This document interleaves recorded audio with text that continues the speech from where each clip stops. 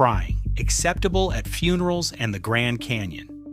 For 7 seasons of Parks and Recreation, Ron Swanson stood as television's ultimate paradox, a bacon-obsessed, government-hating libertarian running an actual government department. To millions of fans, he was a brilliant, exaggerated caricature, the ultimate product of a Hollywood writer's room. But Hollywood didn't invent Ron Swanson. He was real. During a standard research trip to a local California government office, show creators Greg Daniels and Michael Schur sat down with a high-ranking official. They explained their pitch: an upbeat, optimistic worker named Leslie Knope, supervised by a boss who fundamentally opposed her entire mission. The anonymous official looked directly at the producers and deadpanned, "Well, I'm a libertarian, so I don't really believe in the mission of my job. Yes, I'm aware of the irony." That single interaction sparked a character that would define a generation of comedy. But the real-world connections didn't stop with a political philosophy. But establishing Ron Swanson's political baseline was only the first step. The real magic happened when the creators cast a little-known Chicago-trained theater actor named Nick Offerman. NBC executives initially pushed back hard, fighting the casting choice for 5 agonizing months. But the showrunners held their ground. Once Offerman secured the role, the writers did something unusual. They began aggressively harvesting the actor's real life to build the character's soul. In the show, Ron Swanson is a master woodworker who runs the independent Very Good building and label company.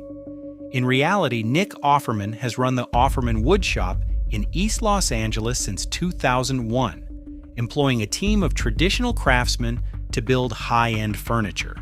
The writers didn't just borrow this hobby, they filmed inside Offerman's actual shop, used his real hand tools, and featured his genuine woodwork on screen.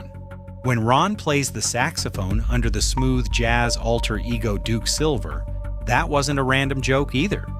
It was a direct nod to Offerman's actual musical background. By blurring the lines between the actor and the script, the production team achieved a level of authenticity rarely seen in modern sitcoms. But it also raises a massive question. Where exactly does Nick Offerman end and Ron Swanson begin? This deep blending of reality and fiction is the secret reason why Ron Swanson resonated so deeply with audiences. He wasn't just a collection of punchlines, he was grounded in the genuine craftsmanship and philosophy of the man playing him.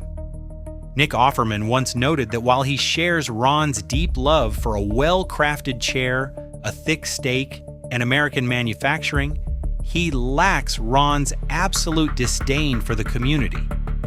Offerman views his character as an idealized, stubborn version of our collective desire for self-reliance.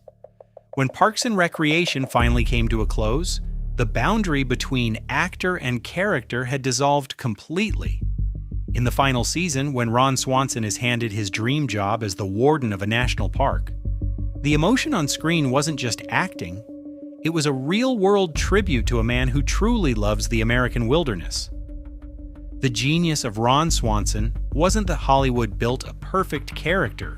It was that they had the wisdom to step back and let a real-world craftsman build himself.